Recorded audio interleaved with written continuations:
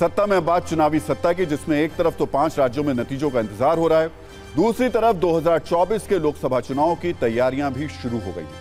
5 राज्यों में विधानसभा चुनाव के आखिरी चरण में कल तेलंगाना में वोट डाले जाएंगे। यहां चुनाव प्रचार खत्म हो चुका है। कल वोटिंग के बाद हम आपको सबसे सटीक एग्जिट पोल दिखाएंगे। लेकिन आज की खबर हैदराबाद से करीब 1500 किलोमीटर दूर कोलकाता से आई है, जहां गृह मंत्री अमित शाह ने ममता बनर्जी पर डायरेक्ट अटैक कर दिया। तो ममता बनर्जी भी अमित शाह से दो हाथ करने के लिए खुद मैदान में उतर गई। ये 2 तस्वीरें देखिए।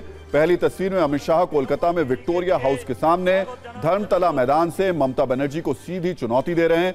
दूसरी तस्वीर में ममता बनर्जी काले कपड़े पहने अपने मंत्रियों विधायकों के साथ अमित शाह से हिसाब मांग रही हैं। कोलकाता में आज जो हुआ उस पर हमने सत्ता की एक विस्तृत कुंजी तैयार की है।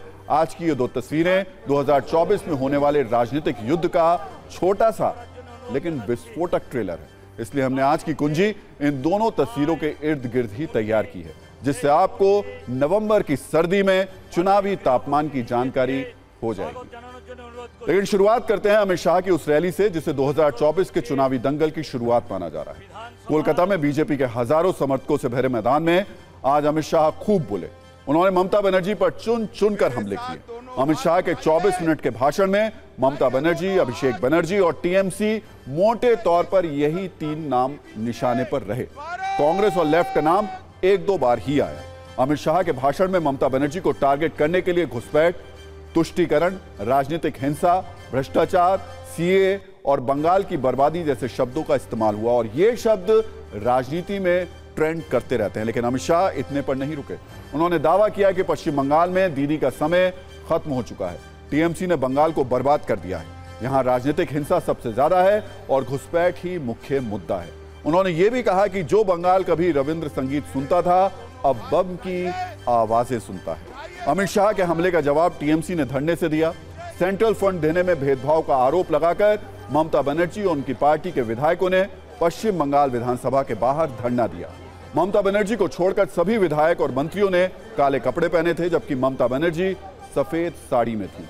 टीएमसी का आरोप है कि केंद्र सरकार मनरेगा मजदूरों को दिए जाने वाले फंड से पश्चिम बंगाल का हिस्सा नहीं दे रही है। वैसे कोलकाता में बीजेपी ने जो आज रैली की, उसे प्रतिवाद सभा यानी विरोधी सभा का नाम दिया था। इस रैली के लिए पूरे बंगाल में कोलकाता चलो का नारा दिया गया था। इस रैली के आयोजन पर भी काफी विवाद हो चुका है। इसके डिटेल भी हम आपको बताएंगे, लेकिन उससे पहले अमित शाह के भाषण और ममता बनर्जी के धरने पर आधारित सत्ता की ये छोटी लेकिन तीखी रील देखिए, फिर आगे बढ़ेंगे।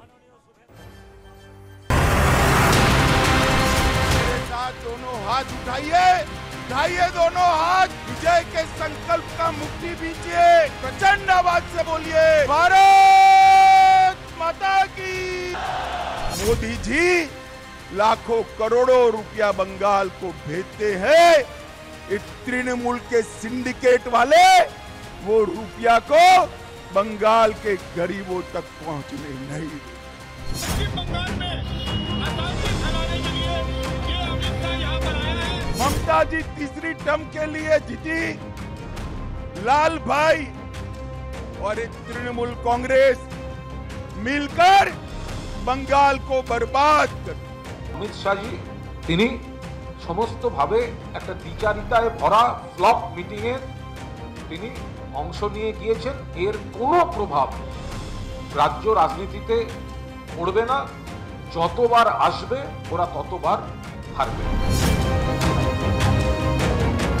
ममता बनर्जी सीएए का विरोध कर रही है, सीएए कर रही है।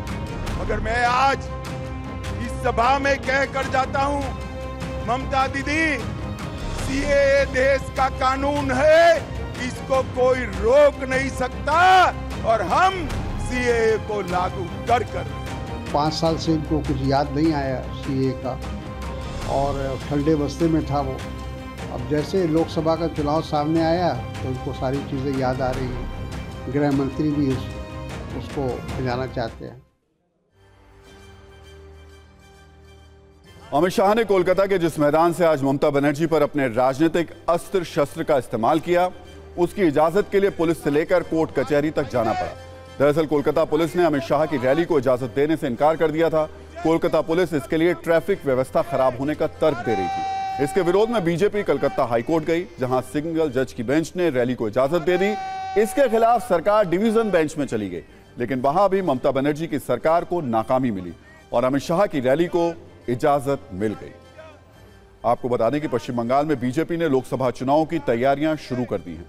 पश्चिम बंगाल में कुल 42 लोकसभा सीट हैं। 2019 में बीजेपी ने पश्चिम बंगाल में 18 लोकसभा सीटें जीती थी, 22 सीट टीएमसी को मिली थी। इस बार बीजेपी ने 35 सीट जीतने का लक्ष्य रखा है।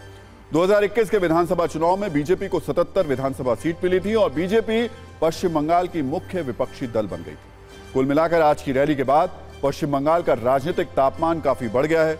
दोनों तरफ से खूब राजनीतिक हमले हो रहे हैं।